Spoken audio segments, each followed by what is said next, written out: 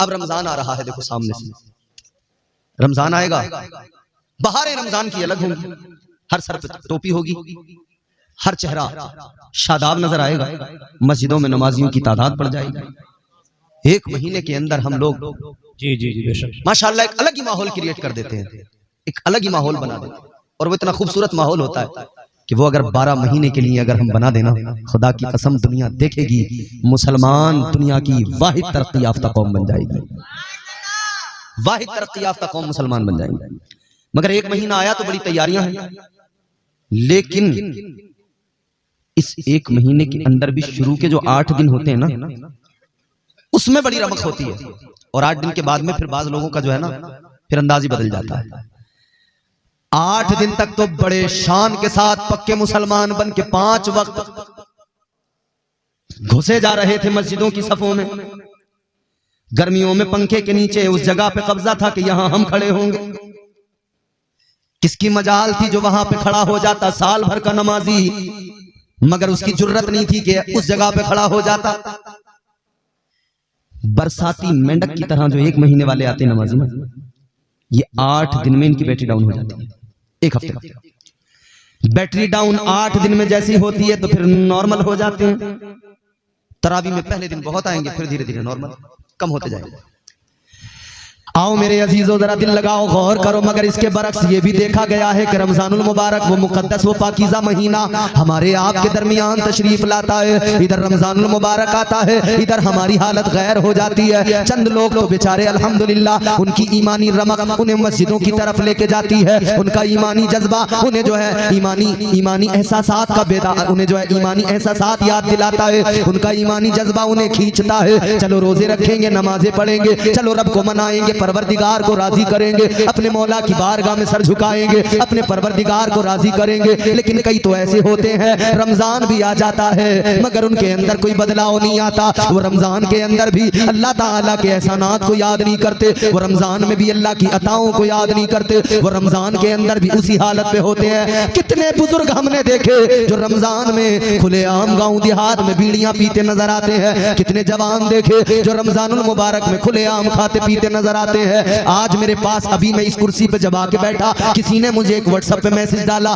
उसने कहा हजरत एक बात जरा सा सुनना है, लाइव आपको सुनने के लिए आया हूँ, एक बात जरूर बता के जाना कि इंसान अपने नफ्स को कैसे काबू में करे, इंसान अपने अपने नफ्स पर कैसे कंट्रोल करे। मेरे अजीजों, शैतान हमारा खुला दुश्मन है नहीं। अल्लाह ताला ने फरमाया इन्नश-शैतान लिल-इंसानि अदुव्वुम मुबीन। अल्लाह ने फरमाया बेशक शैतान इंसान का खुला दुश्मन। हमारा हाल ये, हमने गुनाह किया और कह दिया शैतान ने करवाया। बिल्कुल शैतान तो बहकाता है। थोड़ा दूर से नहीं ले रहा आवाज, थोड़ी सी आवाज इसकी बढ़ानी पड़ेगी, दूर से लेना चाहिए। शैतान इंसान का खुला दुश्मन है। हमने गुनाह किया, कह दिया भाई शैतान ने बहका दिया। गुनाह हम करें, बिल्कुल शैतान बहकाता है। उसने तो अल्लाह से वादा किया कि मैं तेरे बंदों को जरूर बहकाऊंगा। परवरदिगार आलम की बारगाह में शैतान ने कसम खा के कहा था, क़ाल फ़बिइज़्ज़तिका लअग़वियन्नहुम अजमईन। कहने लगा मौला तेरी इज्जत की कसम खा के कहता हूं तेरे बंदों को जरूर बहकाऊंगा। शैतान ने तो कह दिया था बहकाऊंगा, लेकिन मुझे एक बात बताओ, रमजान के अंदर शैतान को कैद कर दिया जाता है, रमजान के अंदर शैतान तो बहकाने नहीं आता, तो फिर रमजान में गुनाह कैसे? अच्छा शैतान जब तक शैतान नहीं बना था उससे पहले क्या था? इबादत गुजार था ना। जब तक उसने अल्लाह की नाफरमानी नहीं की थी वो बड़ा इबादत गुजार था, तकवा शियार था, साजिद था, बहुत नमाजें पढ़ी, बहुत सजदे किए।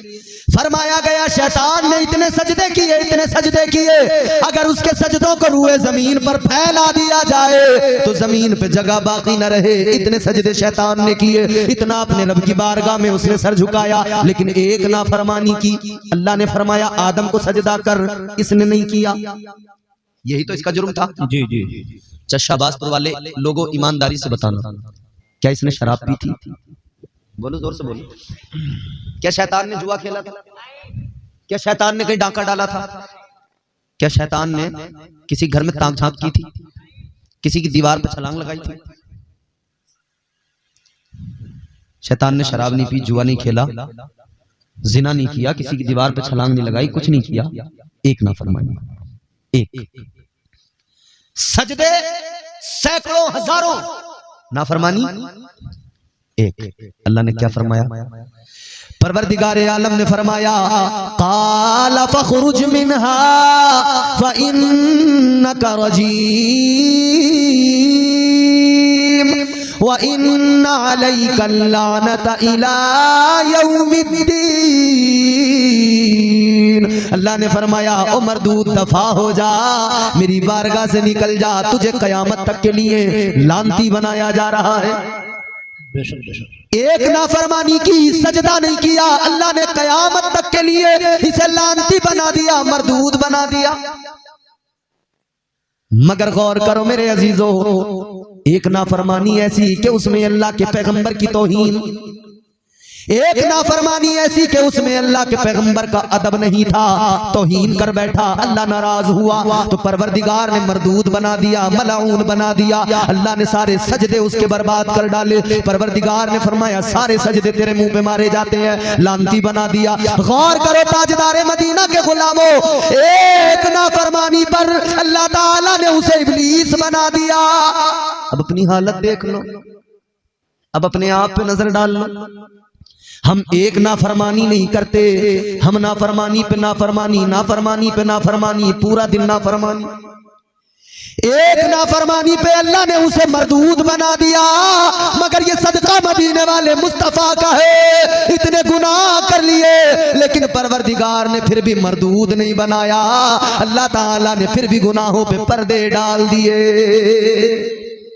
जी बेशक बेशक। तो शैतान जब तक शैतान नहीं बना था तब तक तो वो ऐसा नहीं था ना, इबादत गुजार था। तो अब सवाल ये पैदा होता है कि शैतान से पहले कोई शैतान नहीं था। तवज्जो मेरी तरफ सुने बात, शैतान से पहले कोई शैतान नहीं था, इब्लीस से पहले कोई इब्लीस नहीं था। हम गुनाह करके कहते हैं शैतान ने बहकाया, लेकिन शैतान ने जो नाफरमानी की, बोलो उसको किसने बहकाया? उससे पहले तो कोई शैतान ही नहीं था, इब्लीस ही नहीं था। आज हम गुनाह करके कहते हैं शैतान ने बहकाया, लेकिन उसने जब गुनाह किया तो शैतान कोई था ही नहीं उससे पहले।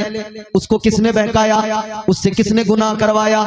तो मेरे अजीजों पता लगा एक शैतान और भी है जो बंदे को बहकाता है, गुनाह करवाता है। ऐ लोगों, फरमाया उलमाए किराम ने, वो दूसरा जो शैतान है जिसने इस शैतान को भी बहकाया था, वो दूसरा शैतान नफ्स हुआ करता है।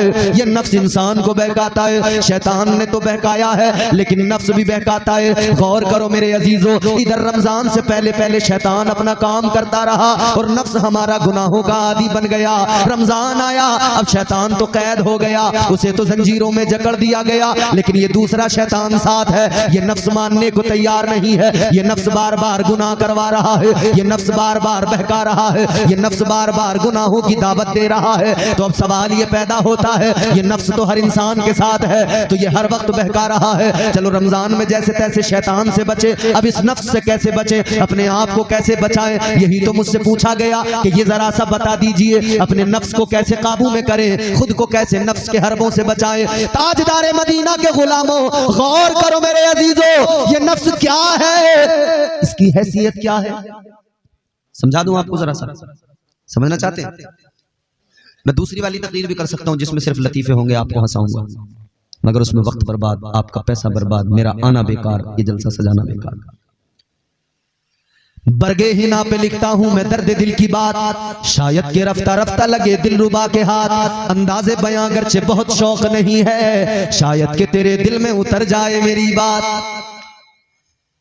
अल्लाह ताला ने नफ्स को जब पैदा फरमाया, अब ये बात बड़ी तवज्जो से आपको सुनना है, बड़ी लतीफ बात मैं अर्ज करने लगा हूं। और मैं ऐसी बातें जब सुनाता हूं जब मुझे सामईन अच्छे मिल जाते हैं, वरना मैं हर जलसे में ऐसी बातें नहीं सुनाता। जब सामईन अच्छे हो, जो सुन रहे हो बात को और समझ रहे हो, तब फिर मैं ये बातें सुनाता हूं। नफ्स को अल्लाह ने पैदा किया। क़िबला हमारे जिम्मेदार उलमा हैं, बुजुर्ग हैं, हमारे बड़े हैं, लायक ताज़ीम हैं, तायीद करेंगे। अल्लाह ने नफ्स को पैदा किया ना, तो परवरदिगार ने फरमाया कि बता मैं कौन हूं। अल्लाह ने अपने बारे में मालूम किया।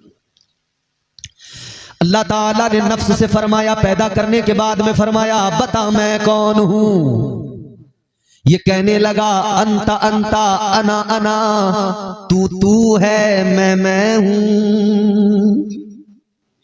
क्या जवाब दिया? तू है मैं। ये मैं ये जो मैं का चक्कर है ना, ये शुरू ही नफ्स से हो जाता है। अल्लाह का सवाल क्या था? मैं कौन हूं। इसने अपनी मैं उसमें शामिल कर दिया। इंसान अना का शिकार जो होता है ना, मैं ये जो करता है, आज जिधर भी देखो हालात यही हैं। मैं ऐसा मैं वैसा, मेरे पास इतनी जमीन, मेरे पास इतने मकान, मेरे पास इतने प्लॉट, मेरे पास ये, मेरे पास वो। जिसे देखो अना का शिकार हो गया है, इसी में बीमार हो गया है। इसी की वजह से न जाने किन किन मुसीबतों का शिकार हो गया है।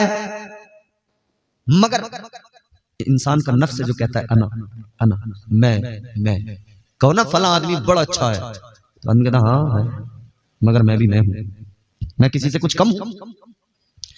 अल्लाह ताला ने जब नफ्स को पैदा फरमाया, परवरदिगार ने फरमाया बता मैं कौन हूं।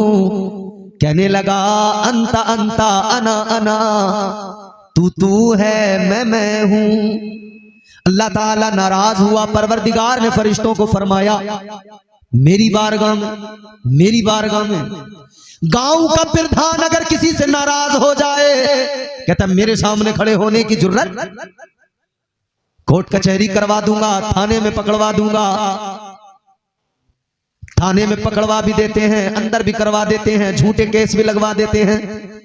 ये जब गांव के प्रधान का हाल ये है, तो ये प्रधान की औकात क्या, परवरदिगार की शान क्या, अल्लाह का मकाम मर्तबा, परवरदिगार की अजमत। लेकिन जब खालिक की बारगाह में इसने कहा तू है मैं हूं, अल्लाह नाराज हुआ। परवरदिगार ने फरमाया फरिश्तों इसे लेके जाओ, दोज़ख में डाल दो। दोज़ख में डाल दिया गया। कितना? 1-2 साल नहीं, 2-4 साल नहीं, फरमाया गया, सूफिया फरमाते हैं 300 साल तक इसको दोज़ख में रखा गया। अल्लाह, परवरदिगार ने 300 साल तक दोज़ख में अजाब दिया, 300 साल तक जहन्नम में जलाया, 300 साल के बाद में निकाला। फिर अल्लाह ने वही सवाल किया, अब बता मैं कौन हूं। सवाल सुनकर ये कहने लगा अंता अंता अना अना, तू है मैं हूं। अल्लाह, जवाब नहीं बदला इसका। 300 साल तसव्वुर तो करें, 300 साल तक अजाब हुआ मगर जवाब नहीं बदला। तो 300 साल के बाद में परवरदिगार आलम ने जब सवाल किया वही जवाब, तो अल्लाह ने फिर फरिश्तों को फरमाया लेकर जाओ, फिर दोज़ख में डाल दो। फिर दोज़ख में डाल दिया गया। फिर 300 साल तक अजाब दिया गया और बाज रिवायात के मुताबिक 1000 साल तक दोज़ख में रखा गया। फिर दोज़ख के अंदर अजाब दिया गया, फिर दोज़ख में जलाया गया। फिर जब निकाला गया, फिर अल्लाह ने फरमाया बता मैं कौन हूं। ये कहने लगा अंता अंता अना अना, तू है मैं हूं। अल्लाह, फिर भी जवाब नहीं बदला। 300 साल तक अजाब दिया गया। 3 मरतबा ये सिलसिला हुआ और जब तीसरी मरतबा ये सिलसिला यूं ही जब चला, फरिश्ते लेकर आए, सवाल किया गया, इसने फिर वही जवाब दिया। तो फरिश्तों ने कहा या अल्लाह क्या करें, फिर ले जाएं दोज़ख में। अब जरा बात बड़ी तवज्जो से सुनने की है, बड़ी लतीफ बात है। फरमाया अल्लाह ताला ने फरिश्तों से फरमाया अभी मत लेकर जाओ। फरिश्तों ने कहा अल्लाह जवाब वही है, जवाब इसका बदलता नहीं, तो फिर से दोज़ख में ले जाते हैं, डाल देते हैं। अल्लाह ताला ने फरमाया फरिश्तों दोज़ख में अब मत लेकर जाओ, अजाब बहुत दे दिया, जवाब नहीं बदलता। तो या अल्लाह क्या करें। अल्लाह ने फरमाया इसका जवाब ऐसे नहीं बदलेगा, ये ऐसे काबू में नहीं आएगा। तो या अल्लाह क्या किया जाएगा। परवरदिगार आलम ने फरमाया अगर इसे काबू में करना है तो ये काबू में ऐसे नहीं आएगा। इसके ऊपर भूख का बोझ डाल दो, इसके ऊपर फाकों का बोझ डाल दो, इसके ऊपर बंदगी का बोझ डाल दो, इसके ऊपर सजदों का बोझ डाल दो, इसके ऊपर इबादतों का बोझ डाल दो, इसके ऊपर नमाजों का बोझ डाल दो। जैसे ही अल्लाह का हुक्म पाकर इस नफ्स के ऊपर भूख का बोझ डाला गया, इसके ऊपर बंदगी का सजदों का बोझ डाला गया, इबादतों का बोझ डाला गया, फिर अल्लाह ताला ने फरमाया बता मैं कौन हूं? यही नफ्स था। फिर कहने लगा तू मेरा परवरदिगार है। अजाब पे अजाब दिया गया, जवाब नहीं बदल रहा था। मगर गौर तो करो, जब सजदों का बोझ डाला गया, जब फाकों का बोझ डाला गया, जब भूख को इसके ऊपर मुसल्लत किया गया, तो यही नफ्स काबू में आ गया, यही कंट्रोल में आ गया। फिर यही नफ्स कहने लगा है मौला तू ही तो परवरदिगार है, तू ही तो खालिक़े कायनात है, तू ही तो मेरा राज़िक़ है, तू ही तो मेरा मालिक है, तू ही मुझे पैदा करने वाला है, तू ही इज्जत और जिल्लत देने वाला है। तो पता लग गया ये नफ्स अगर काबू में नहीं आता हो तो इसे काबू में करने का एक तरीका है, वो तरीका अल्लाह ने दिया है। इस पर भूख का बोझ डाल देना, सजदों का बोझ डाल देना, और अल्लाह ताला ने इसे काबू करने के लिए वही निजाम भी दिया, वही दस्तूर भी दिया। अल्लाह ने 11 महीने साल के दिए, हलाल चीजें खाते रहो, पीते रहो। लेकिन एक महीना रमजान आ गया, अल्लाह ने फरमाया अब जरा नफ्स को काबू में करना है, अब जरा इसे भूखा रखना है, इस पे भूख का बोझ डालना है। अब इसे एक महीना भूख का बोझ डालो, भूखा रखो, फाकों में रखो, सिर्फ सहरी होगी, सिर्फ इफ्तार होगा, तुम इसे भूख का बोझ डालोगे, ये तुम्हारे काबू में आ जाएगा। और अल्लाह ने 5 वक्त की नमाजें फर्ज फरमाकर ये ज़ाब्ता दे दिया है मेरे बंदो, तुम अगर 5 वक्त सर झुकाते रहोगे और नफ्स पर सजदों का बोझ डालते रहोगे तो ये तुम्हारा नफ्स तुम्हारे काबू में रहेगा। पता लग गया ये काबू से बाहर जाता ही तब है जब नमाजें छोड़ दी जाएं, रोजे छोड़ दिए। इसीलिए मेरे हुजूर ने रमजान के रोजों के अलावा नफली रोजे खुद कसरत से रखे और सहाबा ने रखे, ताकि 11 महीने के अंदर भी हम दरमियान में इसे भूख भूख भूख का एहसास दिलाकर काबू में रखें। इन 11 महीनों के अंदर भी हमारा इस पर कंट्रोल रहे, ताकि तो फिर फजीलतों के साथ हमारे दरमियान रोजे आते हैं। कभी हम शबे बरात, तो हम कभी शबे बरात का रोजा रखते हैं कि नफ्स काबू में रहे। हम मुख्तलिफ मौके आते हैं साल भर में, माह रजबुल मुरज्जब में हुजूर की मेराज का मौका आता है, हम रोजा रख लेते हैं। मुहर्रम शरीफ का वक्त आता है, हम रोजे रख लेते हैं। किस लिए? कि हमारा नफ्स काबू में रहे। परवरदिगार का एहसान तो देखो, उसने हमें और आपको कितना नवाजा है। शरीयत भी कितनी लाजवाब दी है कि अगर हम चाहें तो हमारा नफ्स भी काबू में रहेगा और हम भी मुकम्मल तौर पर परवरदिगार के शुक्रगुजार बन जाएंगे। मगर गड़बड़ कहाँ होती है? आदमी जब खयानत करने लगे। आज लोगों की शिकायत है कि औलाद वफा नहीं कर रही माँ बाप के साथ। उलमा बार बार बयान कर रहे हैं, समझा रहे हैं बच्चों को कि माँ बाप का अदब करो, माँ बाप का अदब करो, क्योंकि कुरान ने सिखाया है माँ बाप का अदब, हमारे इस्लाफ की जिंदगियों ने सिखाया है। अल्लाह ताला ने कुरान मजीद में मुताद्दिद मकामात पर माँ बाप की अजमत को बयान किया। अल्लाह ताला ने फरमाया वक़ज़ा रब्बुका अल्ला ताबुदू इल्ला इय्याहु व बिल वालिदैनि इहसाना। अगले मकाम पे अल्लाह ने फरमाया वअबुदुल्लाह वला तुशरिकू बिही शैअन व बिल वालिदैनि इहसाना। कई सारी आयात है, मैं पढ़ता जाऊं आप सुनते जाओ, मगर लुब्बे लुबाब यही है। अल्लाह ने बार बार बंदों से कहा अपने माँ बाप के साथ में भलाई करो, माँ बाप के साथ अच्छा सलूक करो, भलाई करो, वफादार रहो। लेकिन बच्चे वफा नहीं कर रहे। माँ बाप को गालियां भी दी जा रही हैं, माँ बाप को बुरा भला भी कहा जा रहा है, जबकि जानते भी सब हैं कि माँ बाप की कुर्बानियां क्या हैं। इतने मजमे के अंदर कोई एक ऐसा आदमी है जो नहीं जानता हो? बच्चा छोटा होता है ना, तो एक एक चीज को बार बार पूछता है, अब्बा ये क्या है, पापा ये चाय, ऐसे बोलता है ना बच्चा, पापा चाय, पापा चाय, ये चाय, ये क्या है, ये क्या है? तो बाप बताता है कि नहीं? हर बाप बताता। बाप ने बेटे से कहा, बुढ़ापा आ गया, कमजोरी आ गई, अब बुढ़ापे के आलम में बेटा इधर शबाब पे आ गया, जवान हो गया, तो बाप ने सामने कौवा बैठा हुआ देखा। बाप ने कहा बेटा वो क्या है? उसने देखा, अब्बा कौवा है। ठीक। बाप ने दोबारा पूछ लिया बेटा वो क्या है? उसने अब्बा को देखा, कौवे को देखा, समझे नहीं शायद, कहा अब्बा कौवा है। अब्बा ने तीसरी मरतबा पूछा बेटा वो क्या है? इसने कहा अब्बा क्यों दिमाग खराब कर रहे हो, तुम्हें दिखाई नहीं दे रहा कौवा है? अब्बा कहने लगे बेटा ये दिमाग ही तो खराब है, क्योंकि जब तू बच्चा था तूने मुझसे 100 बार पूछा था अब्बा ये क्या है, मैंने 100 बार तुझे बताया था ये कौवा है। मैंने 100 बार तुझे हर बार में बताया था कौवा है, कौवा है, कौवा है। मैं परेशान नहीं हुआ था, लेकिन मैं बूढ़ा हुआ, तू जवान हुआ, मैंने तुझसे 2 बार पूछ लिया तो तू परेशान हो गया। तू कहता तुम्हें दिखाई नहीं देता, नजर नहीं आता। माँ बाप की वफाएं भूल गई ना औलाद, माँ बाप की तमाम तर वफाएं। हुजूर ने फरमाया माँ के कदमों के नीचे जन्नत है, बाप जन्नत का। जोर से बोलो, जो मानते हैं दरवाजा वो बोल दें जोर से, दरवाजा। एक आदमी ने अपने अब्बा को मारा, उससे किसी ने कहा क्यों मारा? कारी मोहम्मद रफी साहब जैसे किसी शख्स ने, किसी पढ़े लिखे ने, किसी कारी ने, किसी आलिम ने कहा भाई क्यों मार रहा अब्बा को?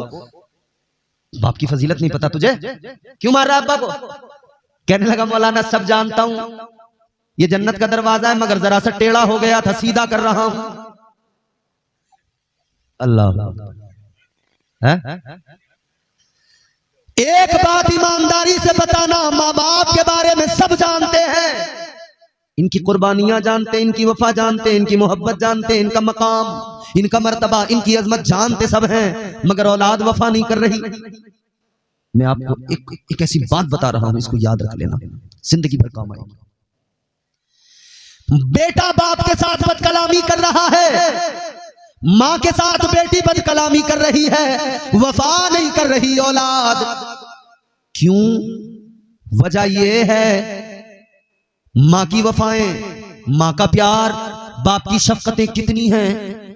मां ने 9 महीने शिकम में रखा, दर्द उठाए, तकलीफें उठाई, फिर बच्चे की विलादत हुई, फिर परवरिश की, गीले में सोई, सूखे में सुलाया, बहुत कुर्बानियां उसकी है कि नहीं? बाप ने कमाया, खूब मेहनत की, दिन रात एक कर दिया, सारी मेहनत के बाद में बच्चे की हर ख्वाहिश को पूरा किया, उसके लिए उसे पढ़ाया, तालीम दी, अच्छे स्कूल में दाखिला किया, मदरसे में पढ़ाया, अच्छी तालीम दी, उसका कारोबार कराया, बिजनेस कराया, उसको जो अच्छा मकान बना के दिया, शादी करवा दी, सारे काम किए। इतना सब कुछ करने के बावजूद भी अगर बेटा बाप के साथ वफादार नहीं, बेटी मां के साथ वफादार नहीं, औलाद माँ बाप के साथ वफादार नहीं, तो एक जुमला काफी है समझदार के लिए, याद रखना माँ की वफाएं, माँ की हमदर्दियां, माँ की कुर्बानियां अपनी जगह, बाप की कुर्बानियां, बाप की हमदर्दियां अपनी जगह, लेकिन माँ से बढ़कर हमदर्द परवरदिगार है, माँ से बढ़कर प्यार करने वाला परवरदिगार है, बाप से बढ़कर ख्याल रखने वाला परवरदिगार है, बाप से बढ़कर ख्याल रखने वाला अल्लाह ताला है, वो खुदाए बुजुर्ग बरतर है, वो तुम्हारा मेरा परवरदिगार, जिसने एक कतरे से नुतफे से मुझे और आपको वजूद अता कर दिया, बना दिया, उसने तख्लीक की, बना दिया, पैदा कर दिया। एक माँ की ममता अलग, एक बाप का प्यार और हमदर्दी अलग, लेकिन अल्लाह ताला की हमदर्दियां बेशुमार, अल्लाह का प्यार बेशुमार, अल्लाह का करम बेशुमार, उसकी अताएं बेशुमार। तो मेरे अजीजों, माँ बाप की वफाओं को देखकर लोग कहते हैं माँ बाप ने इतना किया, औलाद वफादार नहीं। जरा ये भी तो सोचो, अल्लाह ने इतने करम किए, तुम अल्लाह के साथ वफादार नहीं, तो जब तुम अल्लाह के साथ वफा नहीं कर सकते तो तुम्हारी औलाद तुम्हारे साथ क्या वफा कर सकती है? अल्लाह के साथ वफादार नहीं बने, उसका प्यार तुमने याद नहीं रखा, तुम्हारा प्यार तुम्हारी औलाद ने भुला दिया, तुम्हारी मोहब्बत तुम्हारी औलाद ने। याद रहे, अपने आप को बदलना होगा। हुजूर ने बेहतरीन बनाया है, बदतरीन ना बने, बेहतरीन बनाया है। फरमा दिया कुंतुम खैरा उम्मतिन उखरिजत लिन्नास, बेहतरीन बनाया अल्लाह ने। तो अब किसी नाई की दुकान पर जाके ये नहीं कहना कि तुम हमें बेहतरीन बना दो, है नहीं? अच्छा, मैं एक बात नहीं समझ पाया, कारी मोहम्मद रफी साहब, हुजूर एक बात समझ में नहीं आती। अल्लाह ने फरमाया मैंने तुम्हें बेहतरीन बनाया, और हम नाई से जाके कह रहे हैं कि आप बेहतरीन बना दो। और फिर वो नाई जिसे अलिफ नहीं आता, हिंदी का आ नहीं आता, इंग्लिश का ए नहीं आता, लिखना वो नहीं जानता, पढ़ना वो नहीं जानता, कुछ उसे आता जाता नहीं, और उससे हम पूछते हैं कि यार चेहरे पे धब्बे हो रहे हैं, क्रीम कौन सी लगाऊं? अबे ये MBBS डॉक्टर है, इसे हिंदी का आ नहीं आता, इंग्लिश का ए नहीं आता, जाहिल बिल्कुल। और इस निपट जाहिल से कह रहे हैं कि यार चेहरे पे धब्बे हो रहे हैं, तो वो भी पूरा डॉक्टर बन जाता है। बोले वो तुम एक काम करो, मैं क्रीम बता दूंगा तुम्हें, वो तुम रात को रोज लगा के सोना, बोले तुम्हारा चेहरा खिल जाएगा। तो बोले यार उसमें तो टाइम लगेगा। बोले हाँ थोड़ा सा टाइम तो लगेगा। तो बोले मैं तो ये चाह रही हूँ कि अभी गोरा बना दो मुझे। उन्होंने कहा अच्छा। बोले देखो एक तरीका है, ब्लीच लगवा लो तुम, जितना मैल है ना मुंह पे सब कट जाएगा। तो MBBS डॉक्टर समझ लिया हमने उसे, वो कह रहा ब्लीच लगवा लो। तो हम कहने लगा दो भाई। अब उन्होंने साहब ब्लीच लगाई। हम क्या सोच के लगवा रहे हैं, गोरे हो जाएंगे। लेकिन ब्लीच का काम है ये जो चेहरे पे बारीक बारीक बाल जो होते हैं ना, रुआ, ये गोल्डन कलर का हो जाता है, ये तो होता है। तो नाई से ब्लीच लगवाया गोरा बनने के लिए, लेकिन जब नाई की दुकान से निकले, धूप की जरा सी लाइट पड़ी तो पता लगा गोरे बनने गए थे भूरे बन के आए हैं। भूरा बन के आया बिल्कुल। याद रखना मेरे अजीजों नौजवानों, गौर करो, ये जिसको तुमने समझ लिया है कि ये बहुत अच्छा बताएगा, इसको तो खुद नहीं पता कुछ भी अलिफ से बे। हुस्न किसी क्रीम से नहीं मिलता, खूबसूरती किसी क्रीम के जरिए नहीं मिलती। शहबाजपुर के जी शऊर मुसलमानों एक बात बता रहा हूं और तुम भी फैसला करना, सोचना। अगर क्रीम लगाने से लोग गोरे हो जाते, क्रीम लगाने से अगर कोई गोरा हो जाता, तो वेस्ट इंडीज के अंदर एक भी काला नहीं होता, सब गोरे होते जी। ये जो अफ्रीका के काले वाले आदमी हैं, full black, total body black, तो इन्हें अगर बता दिया जाए कि इंडिया में कुछ नाई हैं जो गोरा होने की क्रीम बता रहे हैं, यहाँ के MBBS डॉक्टरों की दुकानें बंद हो जाएंगी, हॉस्पिटल बंद हो जाएंगे, सिर्फ नाई का हॉस्पिटल चलेगा, किसी का नहीं चलेगा। मगर याद रखना, दुनिया जानती है, दुनिया समझदार है, समझती है कि क्रीम लगाने से कभी हुस्न नहीं आता, कोई गोरा नहीं होता। दाढ़ी छिलवाने से कभी हुस्न नहीं आता, और जब ज्यादा छिलवाई तो छिलवाते छिलवाते गोरे बनने के चक्कर में मुंह ज्यादा छिलवाते फिर क्या होता ना, फिर जो बाल आते तो अंदर से हरे हरे से चमकते। तुम देखना जो पूरी शेविंग कराते हैं ना लोग, मुसलसल जब कराते रहते हैं तो फिर जो उनका जो अंदर से हरा हरा सा दिखने लगता है। गोरा बनने के चक्कर में हरिया हो गए, कभी भूरे हो गए, कभी हरे हो गए, मगर गोरे ना हो सके। याद रखना, कोई क्रीम तुम्हें गोरा नहीं बनाएगी। तुम 5 नमाजों के लिए 5 वक्त वुजू किया करो, वो नूर चेहरे पे आएगा कि जिंदगी भर चेहरा चमकता रहेगा। सुभान अल्लाह, सुभान अल्लाह, माशाअल्लाह। कब्र में भी चेहरा चमकेगा, हश्र में भी चेहरा चमकेगा इंशाअल्लाह। अल्लाह ने हसीन बनाया, उसके साथ वफा करो अपने रब के साथ। आखिरी बात है, 5 मिनट की ज़हमत है, अपने रब के साथ में। अच्छा, जब दुनिया में कोई किसी को धोखा देता है तो उसे भी धोखा मिलता है कि नहीं मिलता? बोलो। दुनिया में अगर कोई किसी को धोखा देगा, उसे यकीनन धोखा मिलता है, धोखा उठाना पड़ता है, मतलब नुकसान उठाना पड़ता है। अल्लाह का निजाम भी यही है कि अगर तुम रब के साथ खयानत करोगे ना तो नुकसान ही उठाना पड़ेगा जी।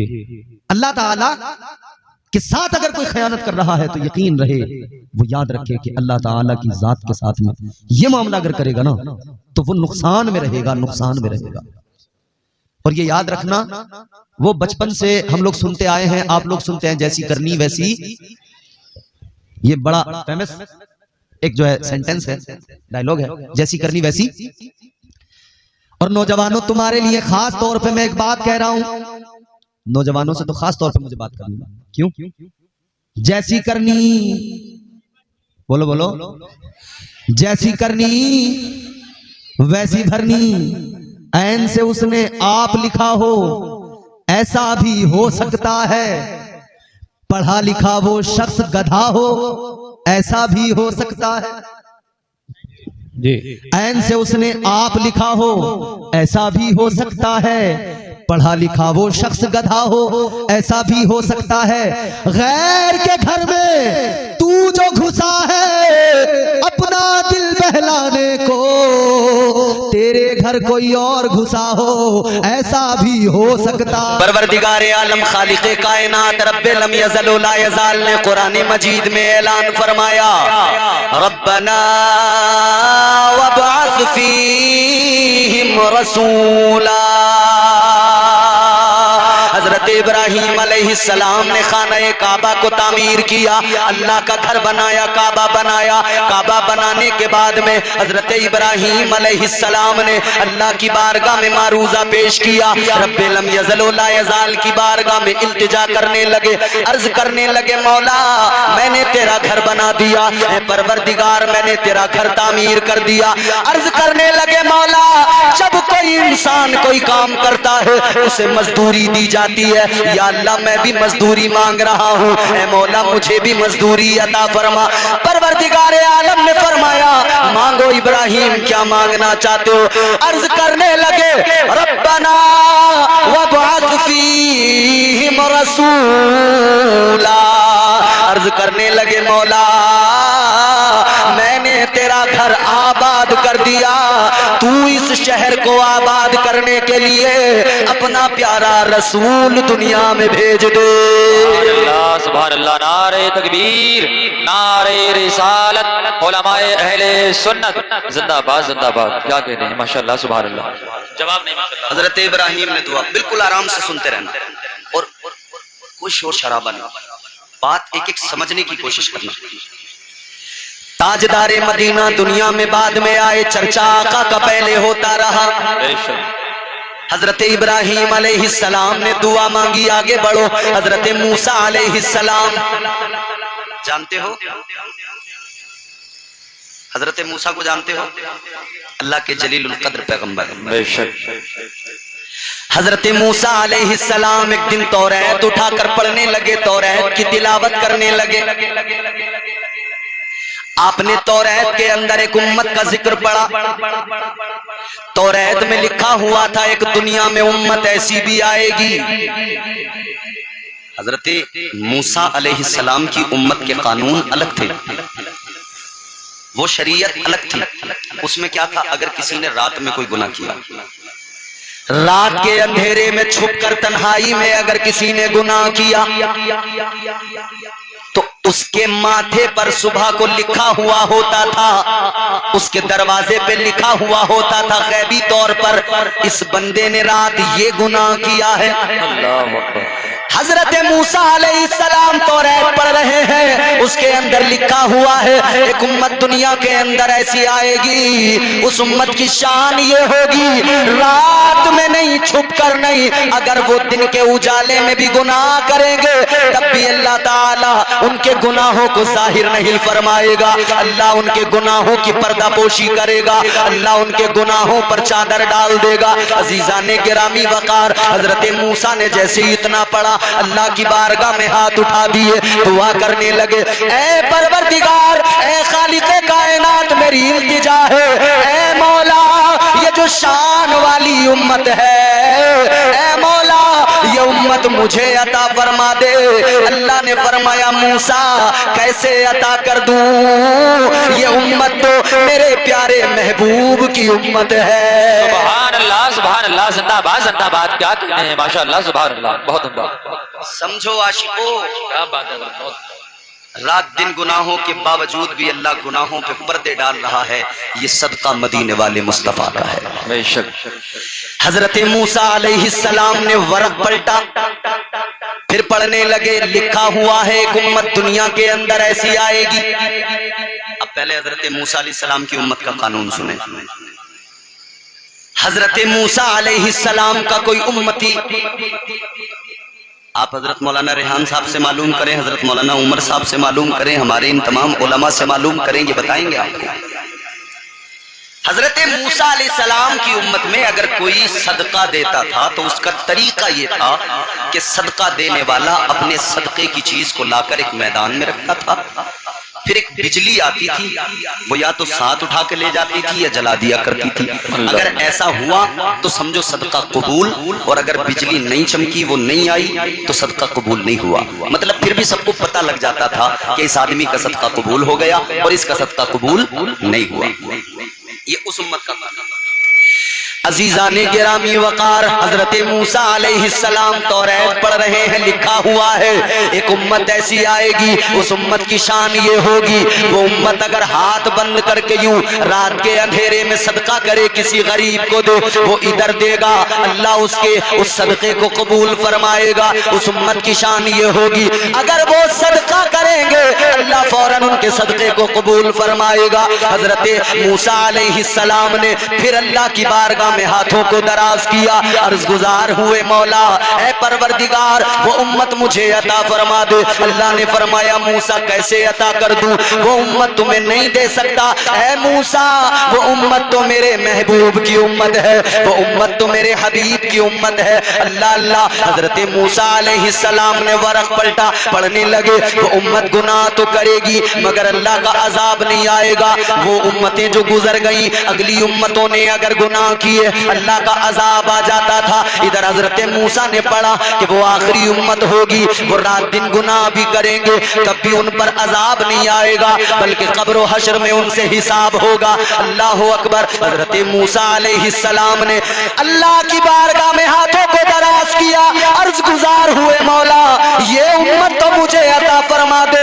अल्लाह ने फरमाया मूसा ये उम्मत मेरे महबूब की उम्मत है, ये उम्मत मेरे प्यारे हबीब की उम्मत है। अब हजरत मूसा अलैहिस्सलाम ने हाथ उठाए, दुआ करने लगे, कहने लगे अल्लाहुम्मा जालनी मिन उम्मती मोहम्मद। अर्ज करने लगे मौला अगर वो उम्मत मुझे नहीं देता ना दे, मगर इतना करम तो कर दे मौला मुझे भी अपने महबूब की उम्मत में शामिल फरमा दे। नारे तकबीर, नारे रिसालत, नारे रिसालत, जश्न ईद मिलादुन नबी, अल्लामा कारी इम्तियाज बरकाती साहब किबला, नारे तकबीर, नारे रिसालत, जिंदाबाद जिंदाबाद। माशाअल्लाह।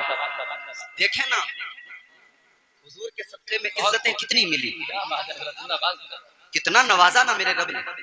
हजरत मूसा अलैहिस्सलाम दुआ कर रहे हैं अल्लाह मुझे इस उम्मत में शामिल कर दे। ये मेरे हुजूर की शान है। एक उम्मत की दुनिया में दरिया के किनारे रहते थे वो लोग। गौर से सुनना मेरी बात, समझ रहे हैं आप? समझ आ रहा आपको? करें तकरीर या रोक दें?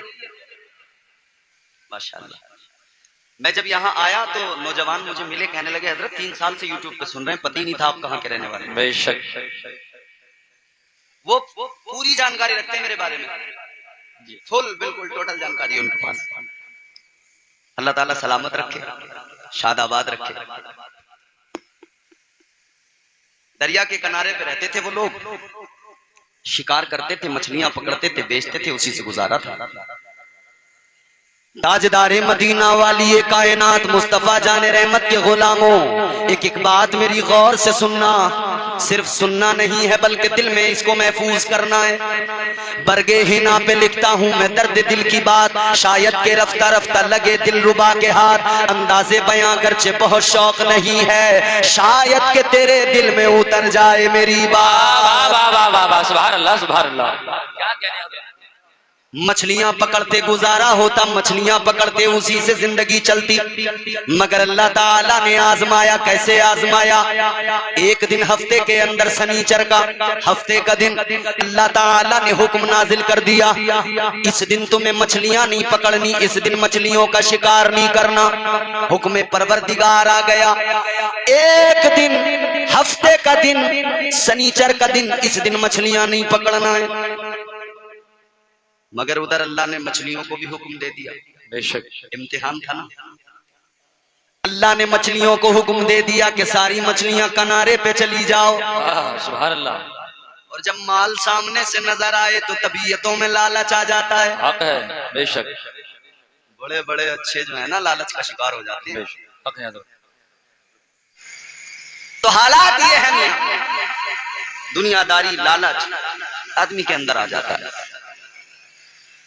तो हुक्म था कि तुम्हें हफ्ते के दिन मछलियां नहीं पकड़ना, मगर आजमाइश थी तो अल्लाह ने मछलियों को फरमाया जाओ सब किनारे पे पहुंच जाओ। लालच आ गया माल देख के।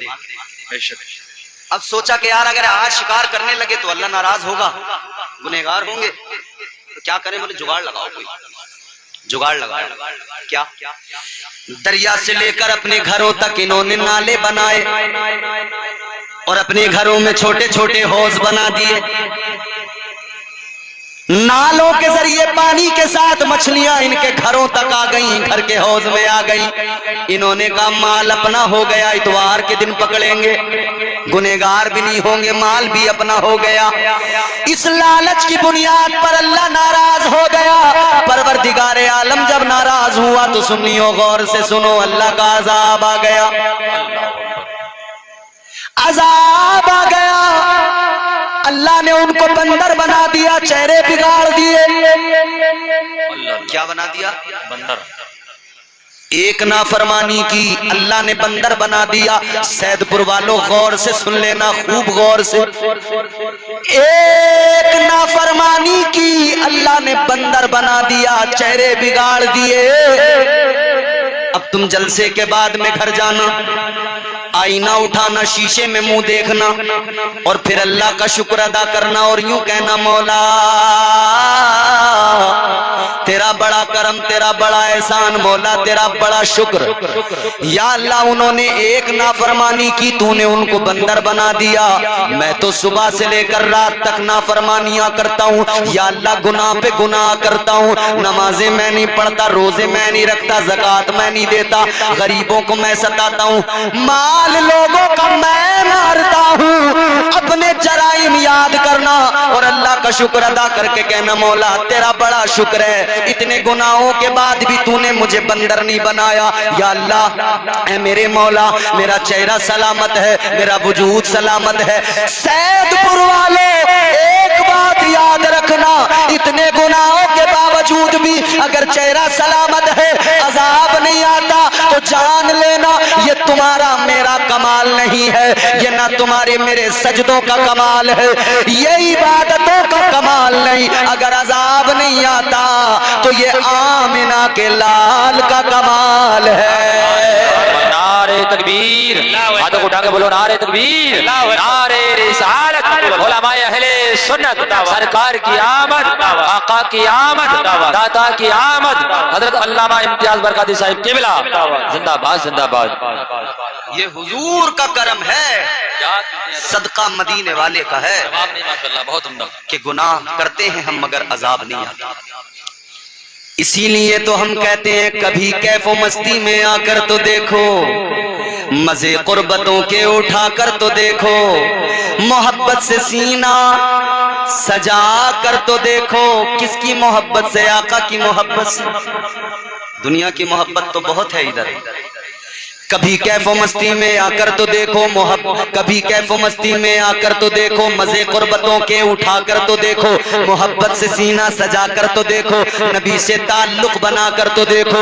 मुझे पूछते हो कि क्या है मदीना, कभी तुम मदीने में जाकर तो देखो। सुभान अल्लाह जिंदाबाद जिंदाबाद। तो पता लगेगा क्या है मदीना और क्या है मदीने वाले। माशाल्लाह बहुत दुनिया की मोहब्बत इधर दिल में भर ली, छोड़ दीजिए, किसी काम के लिए मोहब्बत। उस मोहब्बत से सीना सजाइए जिस मोहब्बत ने हजरत अबू बकर को चमका दिया। सुभान अल्लाह। उस मोहब्बत से सीना सजाइए जिस मोहब्बत ने उमर को फारूक आजम बना दिया। उस मोहब्बत से सीना चमकाइए जिसने बनु उमैया के एक फर्द उस्मान को ज़ुन्नुरैन का खिताब अता कर दिया। उस मोहब्बत को सीने में बसाइए जिस मोहब्बत ने अली को हैदर कर्रार शेर खुदा बना दिया। जब हुजूर ने ऐलान नबूवत किया ना, बात समझ में आ रही है? जब हुजूर ने ऐलान नबूवत किया, मक्के के लोगों के सामने सबको जमा कर लिया, एक पहाड़ की चोटी पे हुजूर खड़े हुए, ताजदारे मदीना खड़े होकर आपने इरशाद फरमाया, या अय्युहन नास क़ूलू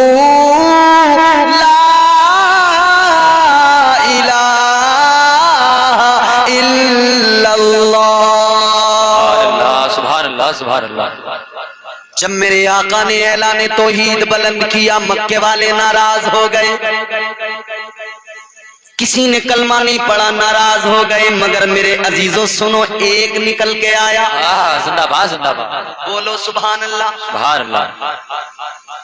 कितना बड़ा निकल के आया, 14 साल का बच्चा निकल के आया। जोर से 14 साल का बच्चा निकल के आया। इस बच्चे ने आकर कहा, ऐ जाने कायनात, मैं आप पर भी ईमान लाता हूँ, आपके रब पर भी ईमान लाता हूँ, रब की रबूबियत, आपकी नबुवत और रिसालत का इकरार करता हूँ। ऐ लोगों, ये 14 साल का एक अकेला आने वाला कौन था? इस जात का नाम कोई और नहीं, मौला अली हैदर कर्रार शेरे खुदा था। सुभान अल्लाह माशाअल्लाह। हजरत अली आए थे। बच्चों में सबसे पहले हजरत अली ने कलमा पढ़ा, बड़ों में सबसे पहले हजरत अबू बकर सिद्दीक ने पढ़ा, औरतों में सबसे पहले हजरत सैयदा खदीजतुल कुबरा ने पढ़ा। और मैं तो यूं कहता हूं मियां, जब हुजूर ने ऐलान नबूवत किया ना, उसके बाद में जो हुजूर का ये एक पूरा घराना बना, खास मखसूस घराना, तो वही है जो अहले बैत। मगर अगर इन सबको भी घराने में शामिल इस लिहाज से किया जाए कि ये सब वस्साबिकूनल अव्वलून के जुमरे में हैं, तो इसमें कुछ गलत नहीं होगा। आओ वाला हजरत क्या कहते हैं अपने आका की शान बयान करते हुए। मेरे इमाम कहते हैं, सुबह तैबा में हुई बटता है बाड़ा नूर का। अब अगर आप सुभान अल्लाह नहीं बोलोगे तो मैं 1 घंटे तक तकरीर खत्म नहीं करूंगा, और अगर सुभान अल्लाह बोलोगे तो 10-15 मिनट में निपटा लेंगे काम। अब आपकी मर्जी है, जोर से बोलो सुभान अल्लाह। सुभान अल्लाह। सुबह तैबा में हुई बटता है बाड़ा नूर का, सदका लेने नूर का आया है तारा नूर का, सदका लेने नूर का आया है तारा नूर। मेरे साथ मिलकर पढ़िए, सदका लेने नूर का आया है तारा नूर का। सुभान अल्लाह सुभान अल्लाह। बाग तैबा में सुहाना फूल फूला नूर का। सुभान अल्लाह सुभान अल्लाह। बाग तैबा में सुहाना फूल फूला नूर का, मस्त बूहे बुलबुले पढ़ती है कलमा नूर का, मस्त बूहे बुलबुले पढ़ती है कलमा नूर का। सुभान अल्लाह सुभान अल्लाह। माशाअल्लाह। लग रहा है आप थक गए। आओ मेरे अजीजों गौर करो, इसमें दूध का लोटा आगे बढ़ा के कहा, पी ले मेरे भगवान, पी ले मेरे खुदा। मगर कैसे पिए? पत्थर की मूर्ति में जान तो नहीं होती। अल्लाह अकबर कबीरा। इसे लगा कि शायद मैं आज पहली बार आई हूं इसलिए नहीं सुन रहा। मेरे बाबा पंडित हैं, रोज पिला के जाते हैं, मैं आज पहली बार आई हूं तो शायद मुझसे मानने को तैयार नहीं है, पीने को तैयार नहीं है। कहने लगी, क्या हुआ जो पहली बार आई हूं मगर तुझे ही मानती हूं, पी ले। मगर कैसे पिए? कहने लगी, पी ले, अगर तूने नहीं पिया तो मैं जब ये दूध वापस लेकर जाऊंगी तो सब मुझे देख के कहेंगे गई तो थी मगर अपने माबूद को राजी न कर सकी। कहती है मेरी बात खराब होगी, रुसवाई होगी। मगर वो कैसे पिए जिसमें हरकत कोई नहीं, पत्थर का मुजस्समा है, कैसे दूध पिए? अल्लाह अल्लाह गौर करो। अब ये कहने लगी, अगर तू ऐसे नहीं पिएगा तो मैं भी जिद्दी हूं, जाऊंगी नहीं।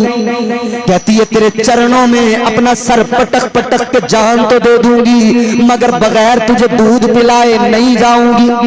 मगर वो कैसे पिए? ये भी जिद पे अड़ गई, इसने भी अपना सर उसके चरणों पे, उसके पत्थर के मुजस्समे के पैरों पे सर मारना शुरू किया। समझ नहीं थी, जानती नहीं थी कि मैं कर क्या रही हूं। लोगों जरा जहन करीब करो, इसने उसके चरणों पे सर मारा, सर पटकने लगी। इसने इधर सर पटकना शुरू किया, अभी सर मार रही है कि अचानक एक नर्म सा हाथ इसके सर के नीचे आया। वो हाथ इसके सर से मस हुआ। इसे यूं महसूस हुआ कि मेरे दिमाग की सारी गिरहें खुल गई है, मेरा सारा दिमाग रोशन हो गया है। सुभान अल्लाह, सुभान अल्लाह। इसने सर उठाया, देखा किसका हाथ है। पहले समझी थी शायद मेरा भगवान राजी हो गया है, इसने ही अपना हाथ रख दिया है। मगर जब सर उठा के देखा तो भगवान झूकतू पत्थर की मूर्ति। मगर इसने देखा एक बुजुर्ग खड़े हैं। वो कौन बुजुर्ग हैं? वो हिंदुस्तान का राजा, हम सबके ख्वाजा गरीब नवाज है। सुभान अल्लाह, सुभान अल्लाह। इसने सरकारे गरीब नवाज को देखा, देखकर कहने लगी, आप कौन हैं? क्यों आप मेरी इस इबादत में खलल डाल रहे हैं? आपने फरमाया, बेटी खुद ब खुद अपनी जान को तकलीफ देना मुनासिब नहीं, सर पटक कर जान देना ये हिमाकत है, अक्लमंदी नहीं। कहने लगी, फिर क्या करूं? अपने माबूद को राजी करना चाहती हूँ। सरकारे गरीब नवाज ने फरमाया, क्या चाहती है? कहती है, दूध नहीं पीता, दूध पिलाना चाहती हूँ। आपने फरमाया, बस इतनी बात है, बस दूध ही तो पिलाना है। कहा सरकारे गरीब नवाज ने फरमाया, सर पटकना बंद कर, सर पत्थर पे मारना बंद कर। तू दूध पिलाना चाहती है, ये दूध पिएगा। आपने पत्थर की मूर्ति से कहा, ओ पत्थर के माबूद, पत्थर की मूर्ति, ओ बातिल माबूद, ओ पत्थर के मुजस्समे, उठा ले जल्दी दूध का कटोरा, दूध का लोटा उठा ले और जल्दी पीना शुरू कर दे। बगदाद सरकारे अजमेर हजरत सरकार ख्वाजा गरीब नवाज ने हुक्म दे दिया, मगर पत्थर की मूर्ति में हरकत नहीं हुई। आपको जलाल आया, दोबारा फरमाया, पी ले। इसने नहीं पिया। तीसरी बार आपने फरमाया, पी ले, वरना याद रख मेरा नाम मोइनुद्दीन है। अल्लाह, सुभान अल्लाह। फरमाया, राजी में पी ले, वरना जान ले मेरा नाम मोइनुद्दीन है। अल्लाह अल्लाह किए जाने से अल्लाह न मिले। समझ रहे? कुछ लोग बस इसी पे लगे हैं, अल्लाह अल्लाह अल्लाह अल्लाह अल्लाह अल्लाह अल्लाह अल्लाह अल्लाह अल्लाह अल्लाह अल्लाह अल्लाह खूब कर रहे हैं, बेमानी खूब कर रहे हैं, अल्लाह अल्लाह भी रात दिन कर रहे हैं। तस्बीह हाथ में यूं पीछे लटकी है और आगे किसी से कोई सौदा चल रहा है किसी भी चीज का, तो उससे खूब दबा के झूठ बोल रहा है, पीछे अल्लाह अल्लाह, आगे से झूठ दनादन। अल्लाह अल्लाह किए जाने से अल्लाह ना मिले, अल्लाह अल्लाह किए जाने से अल्लाह ना मिले। अल्लाह वाले हैं जो अल्लाह से मिला देते हैं। सुभान अल्लाह, सुभान अल्लाह। अल्लाह वालों का दामन पकड़ो तो मुस्तफा जाने रहमत की बारगाह में रसाई हासिल होगी। और जिसे आका का दर मिल गया उसे सब कुछ मिल गया, जिसे मुस्तफा मिल गए उसे खुदा मिल गया। सुभान अल्लाह, सुभान अल्लाह। तो सरकारे गरीब नवाज आप फरमाते, जल्दी उठा के पी ले, वरना मेरा नाम मोइनुद्दीन है। इतना फरमाना था आलम जलाल में कि पत्थर का मुजस्समा हिलने लगा, इसमें हरकत हुई। इसने कटोरा, वो दूध का लोटा उठाया, मुंह को लगाया, घटाघट घटाघट सारा का सारा पी गया। अक्ल बोली, ये कैसे? अक्ल बोली, पत्थर है, कैसे पी लिया? तो इश्क बोला, ये अल्लाह के वली हैं, अल्लाह की बारगाह में अगर कोई गुजारिश करे तो अल्लाह इनके लिए पत्थरों में भी जान डाल देता है। सुभान अल्लाह, सुभान अल्लाह। इन्हें ये शान अल्लाह ने अता की। इसने सारा दूध उठाकर पी लिया। लड़की बड़ी खुश, हो गया मेरा काम। मगर जो सर मारा था ना पत्थर पे, तो सर से खून निकला था। जब सर से खून निकला था तो जब ये मंदिर से बाहर निकली, लोगों ने इसे देखा, लड़की है, जवान है, हसीन है, जा रही है, खून बह रहा है। तो यूं लगा कि शायद किसी ने इसके साथ में कोई नाजेबा हरकत की है, शायद किसी ने इसको पकड़ा होगा, शायद किसी ने इसके साथ कोई बदसलूकी की होगी। लोग इसे देखकर चौंक गए, ये तो फला पंडित जी की बेटी है, वो तो बड़े शरीफ आदमी है, मगर किसने जुर्रत की कि पंडित की बेटी पर हाथ डाल दिया? किसने जुर्रत की कि पंडित की बेटी को जो है पंडित की बेटी के साथ नाजेबा हरकत की? अल्लाह अकबर। अब ये लोग 1 से 2, 2 से 4, 4 से 6, 6 से 8, 8 से 10 बढ़ते गए। लड़की आगे आगे जा रही है अपने घर, पीछे पीछे काफी तादाद में लोग जमा हुए। पंडित जी के घर में लड़की पहुंची, बाप ने बेटी को देखा, बाप भी हैरान है, बेटी के सर से खून निकल रहा है। बाप ने अपनी लाडली बेटी को प्यार किया, पर बाप कहने लगे, ऐ बेटी ये क्या हुआ, खून कैसे निकला? तो पीछे से लोगों ने कहा, पंडित जी अब तुम्हारी बेटी पवित्र नहीं रही। का क्या मतलब? का देखो ना, अकेली गई थी, लौट के आई है तो हाल ये है, पता लगता है किसी ने इसको उधर पकड़ा है, किसी ने इसकी पवित्रता को तार तार किया है। पंडित जी ने इतना सुना तो शर्मसार हो गए, आंखों में आंसू आ गए, ऐसा तो नहीं हो सकता। बेटी से मालूम किया, बेटी क्या बात है? बेटी कहने लगी, अब्बा ऐसा नहीं है। का क्या है?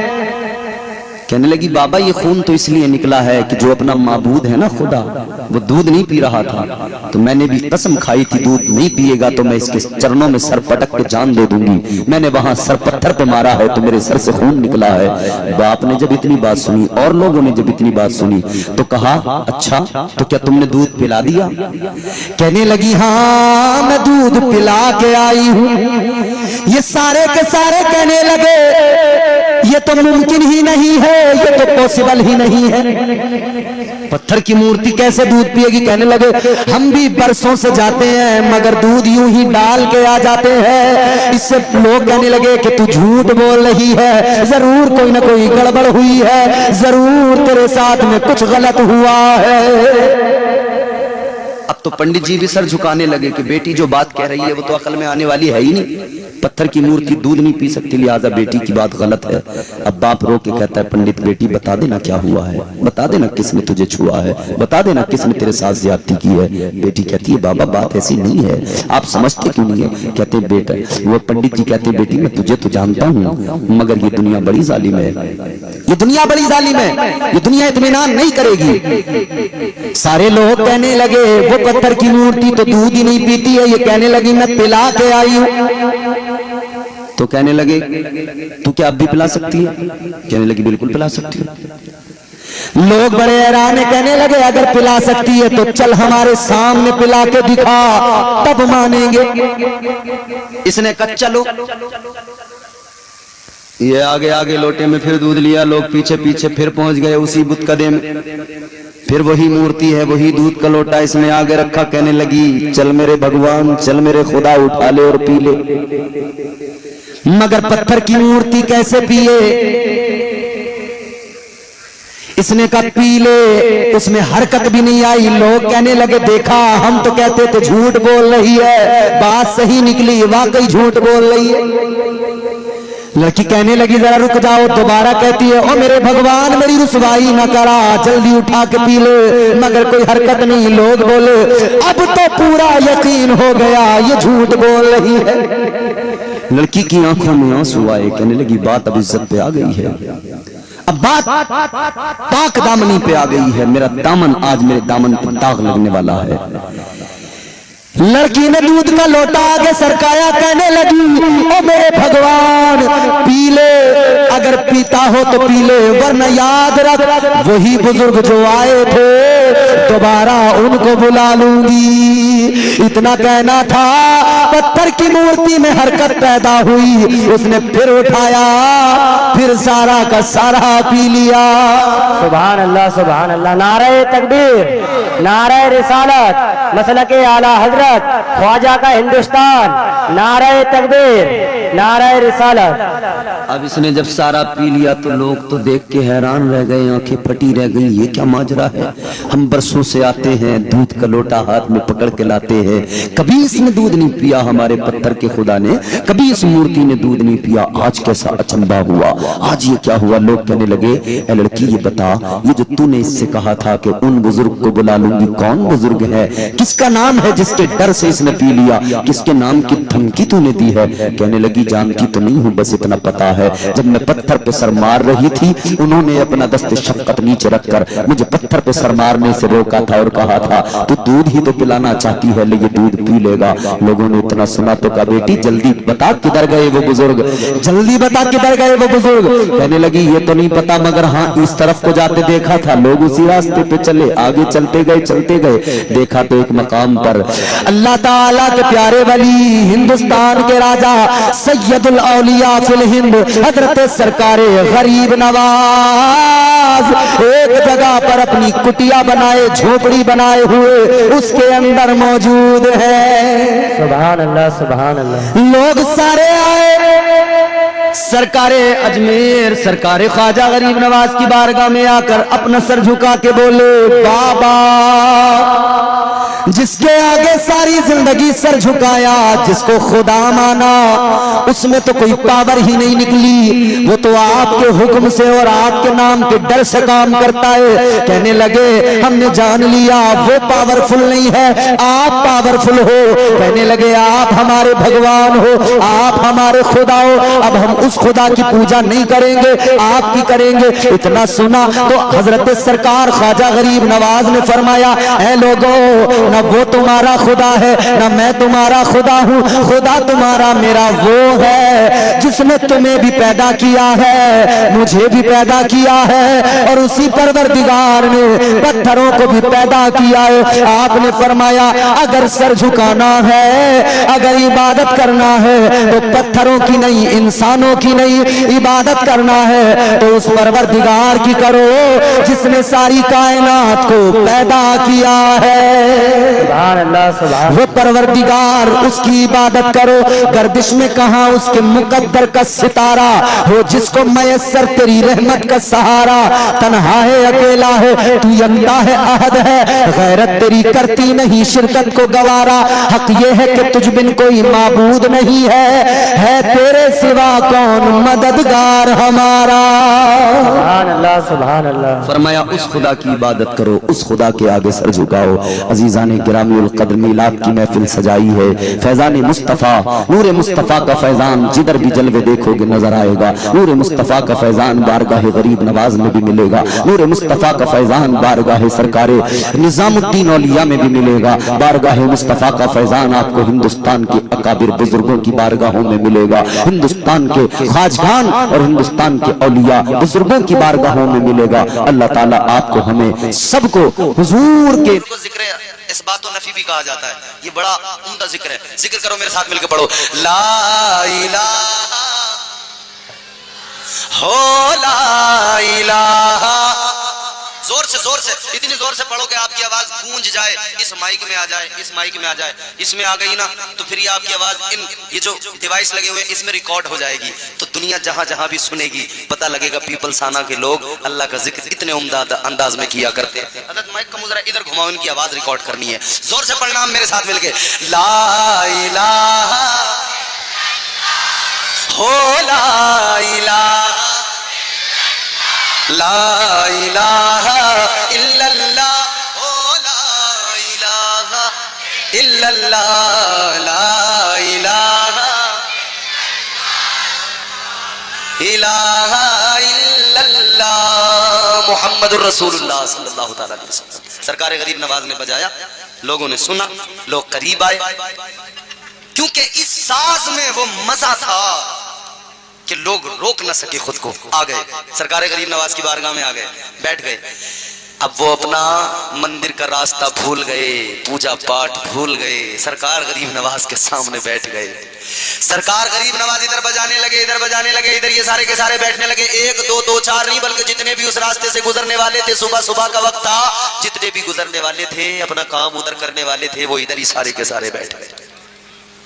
ताजदारे अजमेर सरकार गरीब नवाज के सामने सारे के सारे बैठ गए। आप म्यूजिक बजाने लगे, थोड़ी देर गुजरी, सारे के सारे बैठ गए, दिन चढ़ने लगा। आपने फिर साज बंद किया। जब साज बंद किया लोग सारे चले गए, मगर आपस में जिक्र करते जा रहे हैं। आज इस फकीर ने वो साज सुना दिया कि जिसका असर दिल पर हो गया, दिल माइल हो गया। अब दूसरा दिन आया, सरकार गरीब नवाज फिर रास्ते में बैठकर बजाने लगे। फिर ये सारे के सारे वहीं बैठ गए, मंदिर का रास्ता छोड़ दिया, गरीब नवाज की बारगाह में बैठ गए। सारे के सारे अल्लाह का जिक्र और वो साज सुनने लगे। लेकिन जब आपने बंद किया तो कहने लगे और सुनाओ। आपने फरमाया कल आना, फिर सुनाऊंगा। सिलसिला चलता रहा। ये सारे के सारे रोज आते रहे, सुनते रहे। ए लोगों, हालात ये हो गए, मंदिर जाना छोड़ दिया, पूजा पाठ सब छोड़ दिया, गरीब नवाज की बारगाह में आकर वो सारंगी सुनने लगे, वो साज सुनने लगे। एक दिन बड़ी तादाद में सारे के सारे जब जमा हुए, क्योंकि कम थे तो बढ़ रहे थे, धीरे धीरे बहुत हो गए थे। अब ये सारे के सारे आ गए, मगर सरकारे गरीब नवाज नहीं आए। आपने वो साज नहीं बजाया। जब आपने साज नहीं बजाया तो ये सारे के सारे परेशान, कहने लगे अल्लाह वाले अपनी कुटिया से जरा निकल के आओ, हमें वही साज सुनाओ। हम सब भूल गए, हमें आपका ये नगमा याद रहता है, ये आपका साज याद रहता है। ये जब तक ना सुन ले हमारे दिलों को चैन नहीं आता है। आप साज बजाते हैं, आवाज दिल पे टकराती है। अल्लाह अकबर कबीरा। सरकारे गरीब नवाज ने सुना, आप समझ गए अब ये इसके सुने बगैर रह नहीं सकते हैं। आपने फरमाया बजाऊंगा, मगर पहले मेरी शर्त है, पहले जैसा मैं कहूं वैसा करो, फिर बजाऊंगा। इन्होंने कहा जी क्या करना होगा? कहा जैसा कहूंगा करोगे। कहने लगे बाबा जो कहोगे वही करेंगे, मगर साज सुना दो, जरा सारंगी बजा दो। अच्छा जो कहूंगा करोगे? हाँ। आपने फरमाया चलो मेरे पीछे पीछे चलो। सबको लेकर कहां गए? अना सागर पे पहुंच गए। फरमाया जैसे मैं करूं वैसे करो। आप वुजू करने लगे और देख देख कर ये सारे के सारे भी वुजू करने लगे। जब वुजू कर लिया, आपने अना सागर के करीब मैदान में आगे खड़े हुए और कहा जरा सफ बना के खड़े हो जाओ, जरा लाइन लगा के खड़े हो जाओ।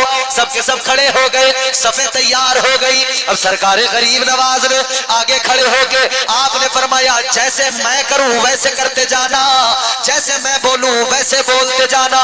आगे सरकारे गरीब नवाज ने हाथों को उठाया, कहा अल्लाहु अकबर।